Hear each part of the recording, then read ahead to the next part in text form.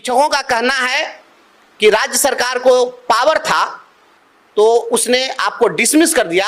हम शिक्षकों में भी पावर है तो हम आपको सदन के अंदर भेज देंगे, जहां पर जाकर आप मुख्यमंत्री की आंख में आंख डालकर आप हमारे सवाल को उठा सकेंगे। जिस जिस जिले में घोटाले हुए हैं और उसका थोड़ा भी साक्ष्य मिलेगा, हम वहां पर डीएम के सामने अनशन पर बैठेंगे, धरना पर बैठेंगे। हम एमएलसी बन के पटना में एयर कंडीशन में जाकर सोने के लिए हम नहीं जाने वाले हैं। जो आईएएस लोग थे जिन्होंने घोटाला किया और करवाया, आप जांच कराइए। अगर जांच में ये घोटालेबाज साबित नहीं हुए तो मुझको फांसी पर टांग दीजिए, हमको स्वीकार है। और ये गाली देता था पदाधिकारियों को, आईएएस अफसरों को, ये गालीबाज है और गाली देकर किसी को प्रताड़ित करता है, ये गुंडा है। ये हमारे विभाग में जो था मिस्टर मोगेम्बो, पूरा फेमस हो गया, हाईलाइटेड है मिस्टर मोगेम्बो। ये शिक्षा सुधार था, ये नौटंकी थी और ये जो नौटंकीबाज था ये पूरा घोटाला किया, शिक्षा विभाग को लुटवाया, शिक्षकों की हत्या करवाया। ये शिक्षकों की हत्या का दोषी है। इसकी जांच हो कि इसके रीजन में कितने शिक्षक मरे हैं। देखिए, दुनिया में इतिहास अमीरों का नहीं है, इतिहास फकीरों का है। और फकीरों का जब आप इतिहास पढ़ेंगे तो दुनिया की बड़ी बड़ी ताकतें आकर उसके चरणों में अपना सिर झुकाती रही हैं। फकीरों के सामने दुनिया की सबसे बड़ी बड़ी ताकत झुक जाती है। हमें फकीर का जीवन जीना है, अमीर का जीवन नहीं जीना है। और जो अमीर होंगे वो लड़ नहीं सकते हैं, और जो फकीर होगा उसको आप सूली पर टांग दीजिएगा। सुकरात को सूली पर आप चढ़ा दीजिए, जहर का प्याला पिला दीजिए, या ईसा मसीह को चढ़ा दीजिए, या गांधी को गोली मार दीजिए। जो फकीर का जीवन जिया है उसको कोई झुका नहीं सकता है, और जो अमीरी में जिएगा वह कभी लड़ नहीं सकता। किसके साथ जाएंगे आप? शिक्षकों के साथ। शिक्षकों की भावना जहां होगी हम वहीं जाएंगे। हमारी पूंजी संघर्ष है और शिक्षकों के लिए हमने संघर्ष किया है, शिक्षा के लिए हमने संघर्ष किया है, विद्यालय के लिए हमने संघर्ष किया है, बच्चों के लिए हमने संघर्ष किया है।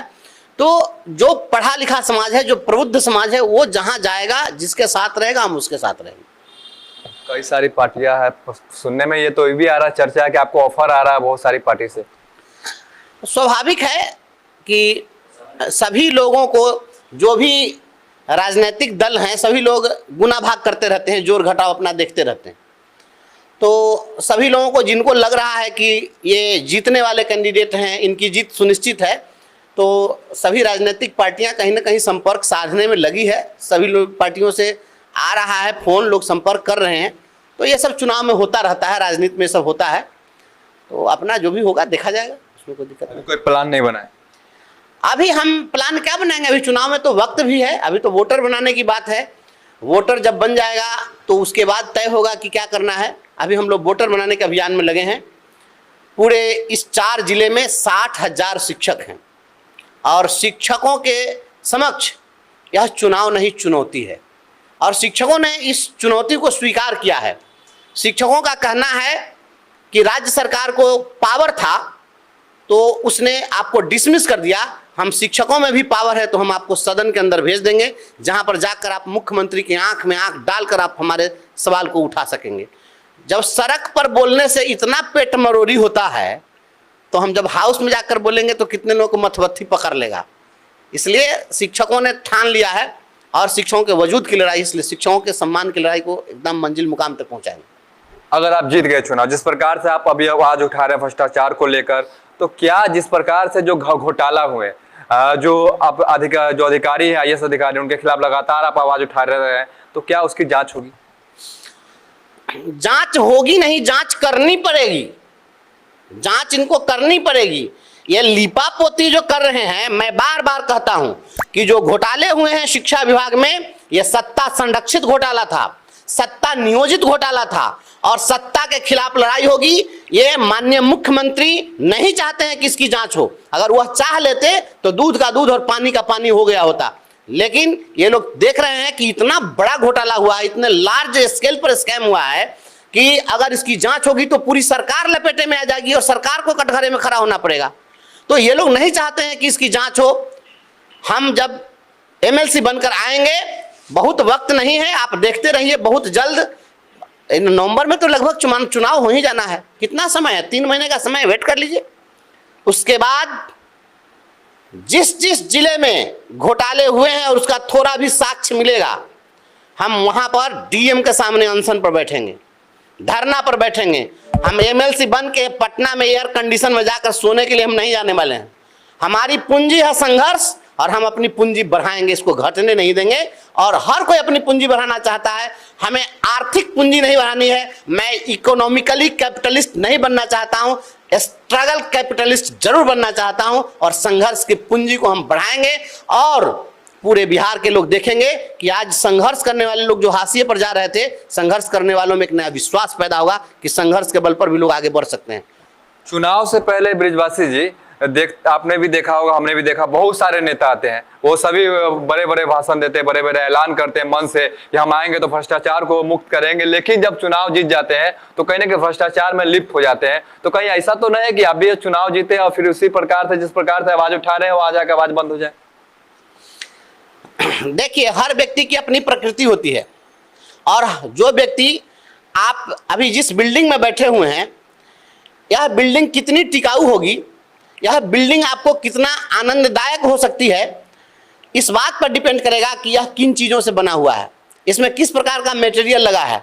तो बनावट का जो मटेरियल है वह उसका भविष्य तय करता है, वर्तमान तय करता है और उसका सुख चैन, उसकी सारी चीज़ें तय करता है।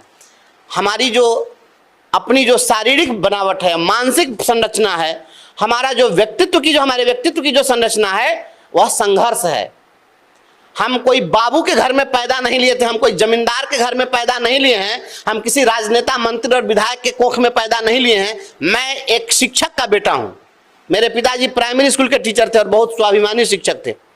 मैं शिक्षक के घर में पैदा लिया हूं, बोरा पर जाकर सरकारी स्कूल में बैठकर पढ़ा हूं, सरकारी स्कूलों में पढ़कर वहां पर मैंने खाया है, खेला है गांव में, तो गांव के गिट्टी और मिट्टी में पलकर मैं बड़ा हुआ हूं। हमारी संरचना ऐसी है, इसकी प्रकृति नहीं बदल सकती है। प्रकृति उसकी बदलती है जो लोग एयर कंडीशन में पले हैं और बोर्डिंग स्कूल में पढ़े हैं। देखिए, देश में आज़ादी की जो लड़ाई लड़ी गई, उसमें अगर 2% लोग भी ईमानदारी से लड़े होते तो हमारा देश बहुत पहले आज़ाद हो गया होता। यह हकीकत है, इसको स्वीकार करना पड़ेगा। मैं यह नहीं कह रहा हूं कि मैं ही सबसे बड़ा योद्धा हूं, लेकिन हमारी प्रकृति लड़ने की है और मैं अत्याचार बर्दाश्त नहीं कर सकता हूं। ये हमसे नहीं होगा। अपने आंख के सामने मैं देखूं अत्याचार और मैं चुप रह जाऊं, ये हमसे नहीं होगा।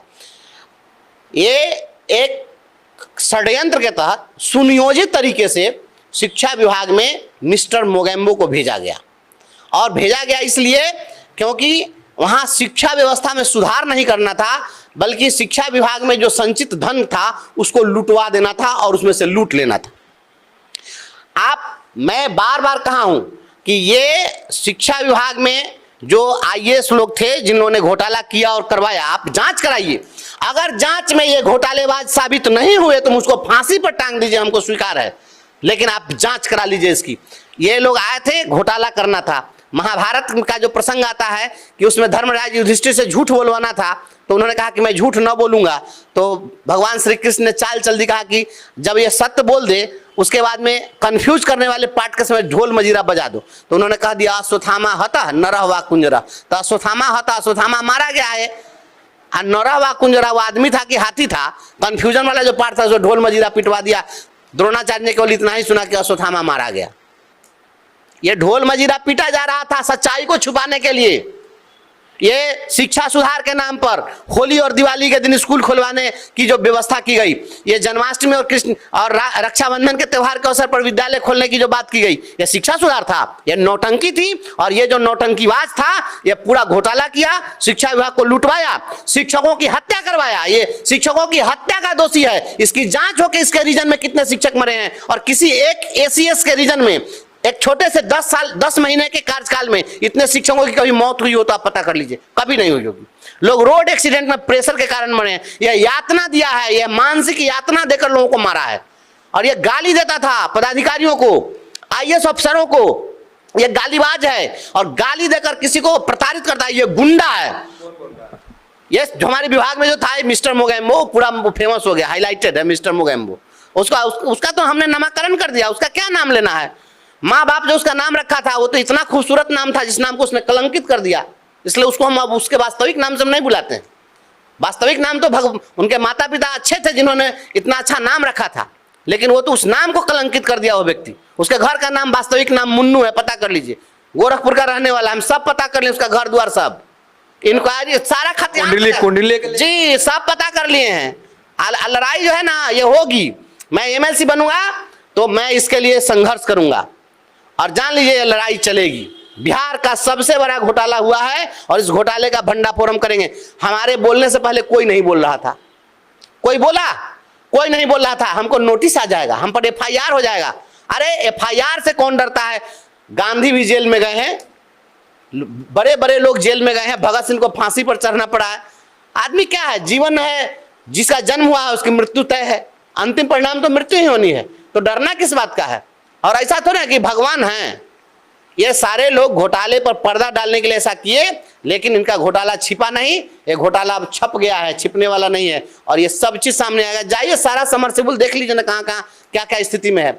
अभी जिला स्कूल में जाइए, देखिए मरम्मती के नाम पर जो काम चला, जाके देखिए, पूरा पैसा लुटाया गया है। जहां काम होना चाहिए, काम थोड़ा बहुत हुआ, लूट अधिक मचाई गई, यह लूट था। सुधार नहीं हुआ शिक्षा व्यवस्था में। वो तो लगातार कह रहे थे शिक्षकों में शिक्षा व्यवस्था सुधार करना है, बिहार के बच्चों को पढ़ाना है, और डिजिटल कर दिया गया कि शिक्षक अपने हाजिरी को आगे कम से कम बनाए, क्योंकि शिक्षक जो है स्कूल में अपनी उपस्थिति जो है वो दर्ज नहीं करवाते थे और सैलरी हर महीने उठा लेते थे। तो कहीं ना कहीं उन्होंने तो अच्छा काम किया।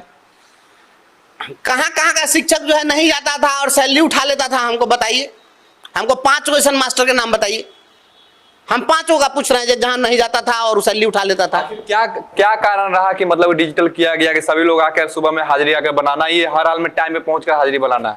अच्छा, टाइम से मास्टर तक पहुंच गया, भौतिक रूप से पहुंच गया, शिक्षक का भौतिक रूप से पहुंचा लिया, मानसिक रूप से पहुंचेगा तब ना, उसका दिमागवा रहेगा घर है। वह सुबह में उठा और आप उसको बुला लिए, आप उसको आप प्रेशराइज करके बुला लीजिए, मानसिक रूप से पढ़ाने की स्थिति में वो नहीं है, आप पढ़वा लीजिएगा।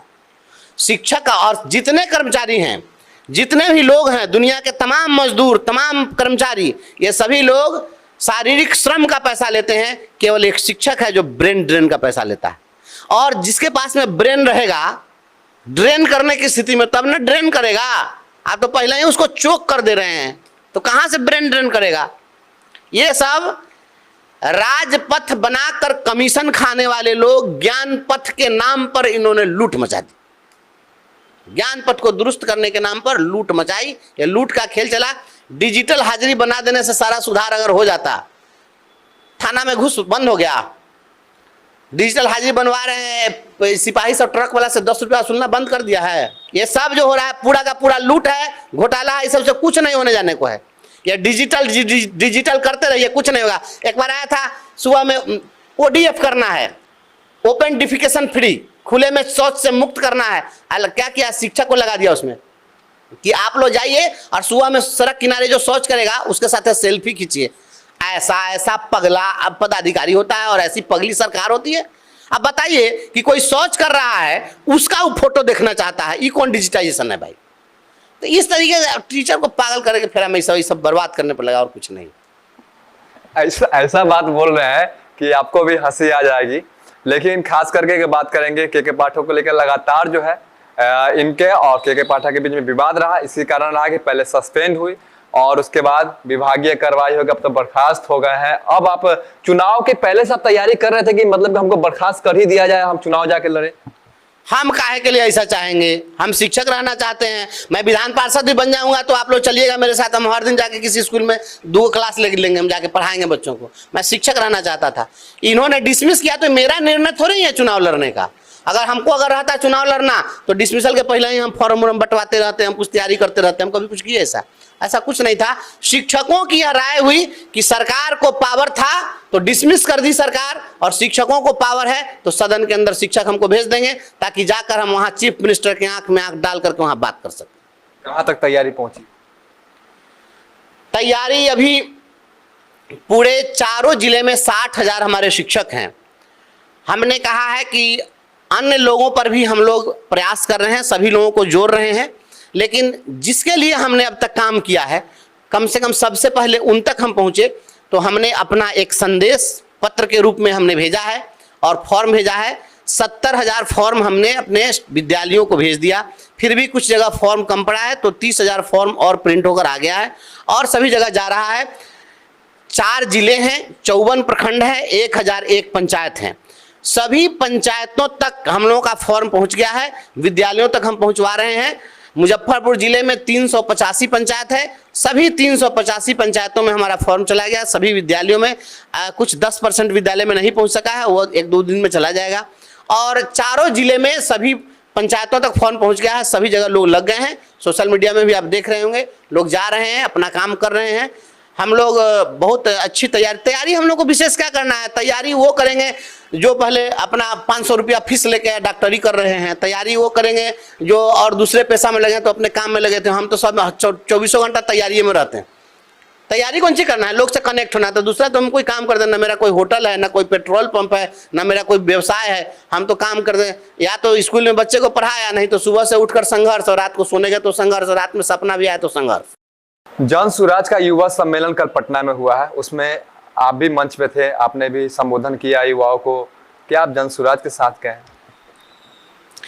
देखिए, प्रशांत किशोर जी बिहार में जब इन्होंने संकल्प लिया कि हम एक नई राजनीति शुरू करेंगे बिहार में, और बिहार को बदलने की जब के लिए उन्होंने जो कुछ अपना प्लान जो बनाया और उसको जब उन्होंने जमीन पर उसको उतारना शुरू किया, सबसे पहले 27 मई 2022 को मुझे प्रशांत सर ने बुलाया था। तो हम 2022 में ही उनसे जाकर मिले, और जब मिले तो हम लोग एक दूसरे से भावनात्मक रूप से कनेक्ट कर गए और हम लोग जुड़े हुए हैं तब से। उसके बाद हम वैशाली में हमारा कार्यक्रम हुआ 2 जून 2022 को, उस कार्यक्रम में भी प्रशांत सर आए थे। उसके बाद फिर आफाक साहब चुनाव लड़ रहे थे, उस समय भी हम उनसे जाकर के मिले थे। हम लोग का बराबर मिलना जुलना होता रहा। तो जन स्वराज जो एक अभियान है बिहार को आगे बढ़ाने का, तो हम उनके साथ उस अभियान में साथ हैं। कौन नहीं चाहेगा कि बिहार आगे बढ़े, कौन नहीं चाहेगा कि राजनीति की एक नई शुरुआत हो, कौन नहीं चाहेगा कि एक निर्विवाद नेता कोई बिहार में आगे आए। क्योंकि सारी पार्टियां तो विवादित हो चुकी हुई है। सारे लोग तो कभी नीतीश कुमार के साथ, कभी वो आकर इनके साथ सटते हैं, कभी ये आकर के सटते हैं, और लड़ाई हमारी उसी व्यक्ति से है। तो हम कहाँ जाएंगे? इधर जाओ तो वो भी वही है, इधर जाओ तो वो भी वही है। शिक्षकों को तो किसी से उम्मीद, अब तो किसी को से उम्मीद नहीं है। हम तो पहले उनसे भी आशा रखे, वो भी धोखा दिए, इनसे आशा रखे, ये भी धोखा दिए, तो हम कहाँ जाएंगे?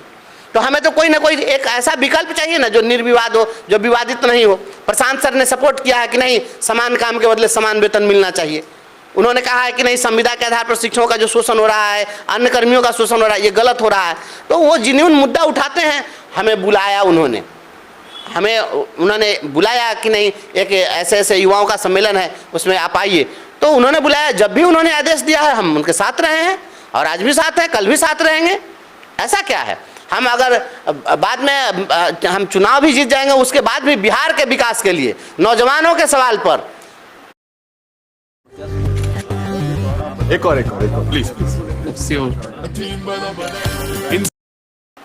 शिक्षित बेरोजगारों के सवाल पर, संविदा कर्मियों के सवाल पर, कर्मचारियों के सवाल पर, पत्रकारों के सवाल पर, वकीलों के सवाल पर, सभी लोगों के मुद्दे पर जहां कहीं भी हमें खोजा जाएगा, चाहे बैनर कोई भी होगा, मैं वहां पर इन तमाम बंधनों से मुक्त होकर उससे आगे बढ़कर मैं सोचूंगा और उनके साथ में खड़ा रहूं। मैंने कह दिया ना, हम किसी पार्टी उटी और किसी चीज़ के बंधन से बहुत ज़्यादा हम प्रभावित नहीं होते हैं, हम सोच से प्रभावित होते हैं। और जो भी अच्छा सोचे, दुश्मन भी अगर अच्छा सोचे, तभी उसको अप्रिशिएट करना चाहिए, उसका समर्थन करना चाहिए। और बिहार के विकास के लिए अगर प्रशांत किशोर जी ने अच्छा किया है, तो सभी लोगों को, आप लोगों को भी, सब लोगों को आगे बढ़ के और ऐसे व्यक्ति को समर्थन देना चाहिए।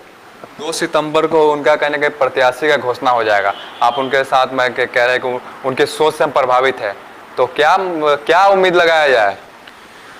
प्रशांत सर को निश्चित रूप से, देखिए, कोई भी व्यक्ति तो चाहता है ना कि कोई ऐसा संघर्ष करने वाला, वो भी संघर्ष करें, हम भी संघर्ष करें, प्रकृति हमारी समान है।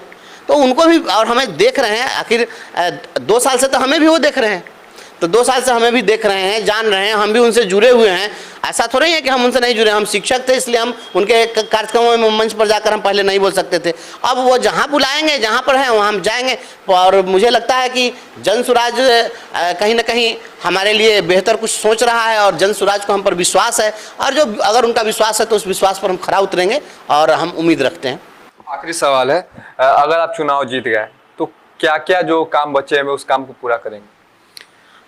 ये बात कहना अभी अतिशयोक्ति हो जाएगी। चुनाव जीत करके हम आएंगे तो पहली बात तो है, ये तो मात्र 1.5 साल का कार्यकाल होगा। ये 1.5 साल जो समय है, हमें तो लगता है, मैं तो इस बात के लिए चिंतित हूँ कि जितनी अपेक्षा हमसे शिक्षकों की है, इस 1.5 साल में उनकी कितनी अपेक्षाओं पर खरा उतर पाएंगे। हमको तो घर छोड़ करके कंटिन्यू रहना पड़ेगा अपने लोगों के बीच में। मैं रहूँगा भी, हमने जब यह रास्ता चुना है तो मुझे जाना भी पड़ेगा। लेकिन और कुछ हम करें या नहीं करें, हम ही नहीं कहते हैं कि हम बड़का बिल्डिंग बना देंगे, बहुत बड़ी सड़क बना देंगे। ये सब बनाने के लिए सरकार कर रही है। शिक्षा विभाग में खास करके मैं बात कर रहा हूँ कि शिक्षा विभाग में ये जो बीओ हैं, डीपीओ हैं, डीओ हैं, जो भी पदाधिकारी लोग हैं, मैं सभी लोगों से पहले हाथ जोड़ के आग्रह कर दूंगा कि आपसे विनम्रता पूर्वक मेरा अनुरोध है कि हेरा फेरी की दुकानदारी अब आप लोग बंद कर दीजिए। क्योंकि मैं एमएलसी नहीं हूँ, एमएलसी शिक्षक हैं, और आप हेरा फेरी करिएगा तो शिक्षक जो है अब आपको बख्शेगा नहीं। तो सबसे पहले शिक्षा विभाग के भ्रष्टाचार को तो मैं बिल्कुल रोक दूंगा, और मैं टेलीफोन पर पैरवी नहीं करूंगा। मुझे जहां गड़बड़ी मिलेगी, थोड़ा भी साक्ष्य मिलेगा, तो चाहे वह बीआरसी हो, चाहे वह डीओ का कार्यालय हो, चाहे वह निदेशालय हो, जहां भी होगा मैं वहां पहुंचूंगा। और डीएम साहब हैं कि कमिश्नर साहब हैं कि कौन साहब हैं, इससे कोई मतलब नहीं है। जहां गड़बड़ी होगी मैं वहां पर विधायक रहते हुए धरना पर बैठूंगा, अनशन पर बैठूंगा, और आप लोगों के माध्यम से एक एक चीज को उजागर करूंगा। और शिक्षित बेरोजगारों की जो समस्या होगी, शिक्षा क्षेत्र में लगे हुए जो लोग हैं, जो संविदा के नाम पर जिनका शोषण हो रहा है, जो शिक्षित बेरोजगार बैठे हुए हैं, जो नौजवान रोजी रोटी के लिए भटक रहे हैं, हम इनकी मुखर आवाज बनेंगे। और चीज क्या निर्माण होगा मैं वो नहीं जानता हूं। संघर्ष में जो भी कोई संघर्ष कर रहा है, उसके संघर्ष में मैं उसके एक भाई की तरह, चट्टान की भांति मैं उसके साथ खड़ा रहूंगा। मैं इतना ही बता सकता हूं, इससे ज्यादा मैं और कुछ नहीं कर सकता हूं। घोटाला की जहां तक एक बात करेंगे वंशी जी, जिस प्रकार से जनप्रतिनिधि है वो सभी मतलब कहीं ना कहीं इस पूरे परिकरण में देखे कि वो लोग साइलेंट रहे पूरा। जिसे मैं हार समझा था गला सुंदर सजाने को, वही अब नाग बन बैठा गले को काट खाने को। कौन नई बात है? जिले में जितने विधायक हैं, इसमें कौन से ऐसे विधायक हैं जो संघर्ष की उपज हैं? कौन कौन विधायक हैं जिनको नियम कानून को लेकर के ये लोग कभी सवाल पर जूझते हो, लड़ते हो? इन लोगों को किसी चीज के लिए फुर्सत है? सबका तो अपना अपना बिजनेस व्यापार चल रहा है। तो जो बिजनेस व्यापार कर रहे हैं राजनीति की आड़ में, उनसे आप उम्मीद करिएगा तो क्या क्या मिलेगा आपको? कौन ऐसे विधायक है जिनका व्यवसाय नहीं है, जिनका कुछ अपना कारोबार नहीं है? तो कोई व्यवसाय कर रहा है, कोई ठेकेदारी कर रहा है। तो जो कोई व्यवसाय करेगा, जो ठेकेदारी करेगा, सिस्टम से जुड़ा रहेगा, लेन देन करेगा, तो वह थोड़ा ही लड़ सकता है। आप अगर हमसे आपको ऑब्लाइज हो जाएगा तो आप हमसे तीखा सवाल पूछ सकते हैं। आज जो पत्रकारिता पर भी जो सवाल खड़ा हो रहा है, आज जो पत्रकार लोग हैं, जो अमीरों से, जो बड़े बड़े पूंजीपति हैं, वो पूंजीपतियों से ओबलाइज्ड हैं, उनके पैसा से वो चलते हैं, तो वो पत्रकार उनसे तीखा सवाल पूछ सकते हैं? नहीं पूछेंगे। उनको हर चीज़ उन्हीं के प्रो बना के देना पड़ेगा। तो ये स्वाभाविक चीज़ है। ओबलाई जो भी होगा, ऑब्लिगेशन किसी का लेगा तो उसको उसके सामने सरेंडर करना पड़ेगा। वो तीखा बोल नहीं सकता, कुछ कर नहीं सकता है। दूसरा, सब कोई माय के दूध नहीं पीता है, कुछ हॉर्लिक्स वाला भी होता है, बर्नविटा वाला भी होता है। लड़ाई लड़ने के लिए जिगर चाहिए और उसके लिए आत्मबल चाहिए। हम दिन भर करेंगे चोरी तो मेरा मनोबल जो है ऊंचा रहेगा, लड़ने लायक होगा? बताइए, नहीं हो सकता है। स्वाभाविक चीज है। लड़ेगा वही। देखिए, दुनिया में इतिहास अमीरों का नहीं है, इतिहास फकीरों का है। और फकीरों का जब आप इतिहास पढ़ेंगे तो वह दुनिया की बड़ी बड़ी ताकतें आकर उसके चरणों में अपना सिर झुकाती रही हैं। फकीरों के सामने दुनिया की सबसे बड़ी बड़ी ताकत झुक जाती है। हमें फकीर का जीवन जीना है, अमीर का जीवन नहीं जीना है। और जो अमीर होंगे वो लड़ नहीं सकते हैं, और जो फकीर होगा उसको आप सूली पर टांग दीजिएगा। सुकरात को सूली पर आप चढ़ा दीजिए, जहर का प्याला पिला दीजिए, या ईसा मसीह को चढ़ा दीजिए, या गांधी को गोली मार दीजिए। जो फकीर का जीवन जिया है उसको कोई झुका नहीं सकता है, और जो अमीरी में जिएगा वह कभी लड़ नहीं सकता। सही जांच अगर हुई तो कौन कौन लोग जेल जाएंगे? इसमें बचेगा कौन? इसमें मुख्य भूमिका जिला शिक्षा पदाधिकारी और शिक्षा विभाग का तत्कालीन एसीएस मिस्टर मोगेम्बो, ये दोनों है। ये दोनों तो जेल जाएगा। हर जिले का डीओ और डीएम भी फंसेंगे। डीएम भी नहीं बचेंगे, मैं साफ साफ बता देता हूं। मैं किसी डीएम से मैं नहीं घबराता और डरता हूं। ट्रेजरी का मालिक जो होता है वह डीएम होता है। ट्रेजरी ऑफिसर वास्तव में डीएम ही है। और जितनी भी निकासी हुई है वह बीटीसी फॉर्म पर बीटीसी 25 फॉर्म पर निकासी हुई है। या बीटीसी 25 फॉर्म जो होता है उस पर रनिंग बिल निकलता है, जिसका कभी ऑडिट नहीं होता है। और उसमें इन्होंने जाली दस्तखत किया है, जाली मुहर लगाया है। हेडमास्टर का, हजारों हेडमास्टर का जाली दस्तखत और मुहर है। हम इसकी जांच करा के और बेनकाब कर देंगे। देखिएगा, डीएम भी फंसेंगे इसमें, कोषागार के जो और ऑफिसर हैं वो फंसेंगे, जो लोग पास किए हैं, डीओ फंसेंगे। और उसमें देखिएगा ना, जिस प्रकार से ट्रेजरी का जो घोटाला हुआ है पहले का, जिसमें बड़े बड़े नेता लोग भी जेल गए हैं, उसी प्रकार का बहुत बड़ा घोटाला हो जाएगा और उसमें बहुत लोग लपेटा जाएंगे और सब जाएगा। अच्छा ये बताइए, आज तक इस राज्य के इतिहास में किसी विभाग का कोई ऐसा मंत्री हुआ होगा और उस विभाग का कोई एसीएस हुआ होगा जो उस मिनिस्टर के सेक्रेटरी को उसके डिपार्टमेंट में आने पर प्रतिबंध लगा दे? आईएएस है तो क्या है, नौकर है। और जो जनप्रतिनिधि है, लोकतंत्र का वास्तविक राजा तो वही है, मिनिस्टर ही ना राजा है, मालिक है। तो मिनिस्टर मालिक है, नौकर कहता है कि तुमको घर में नहीं घुसने देंगे। उल्टा टांग देना चाहिए ऐसे लोगों को। इतनी हिम्मत कैसे हो गई? ये सब चीज नहीं चलेगा और ये सब चीज चलता है मनोबल से, मोरल से। जिसका मोरल हाई होगा ना वो लड़ेगा, वो करेगा। इसलिए कोई दिक्कत नहीं है। हम लोग, हमारे पास और कुछ हो नहीं हो, हमारा मोरल है, हमारे पास नैतिक बल है, चरित्र का बल है, स्वाभिमान का बल है। और इतने सारे शिक्षितों, शिक्षकों, छात्रों, शिक्षित बेरोजगारों, संविदा पर काम कर रहे लोगों, इन सबों के की जो उम्मीद है, जो आशा है और जो विश्वास है वो हमारे साथ है। इसलिए इस विश्वास की जीत होगी और सारे लोग हमारे साथ रहेंगे और हम इन लोगों की उम्मीदों पर हम खरा उतरने के लिए अहर्निश लग रहे हैं। 24 घंटा अपना 100% जो मैं कर सकता हूं करूंगा।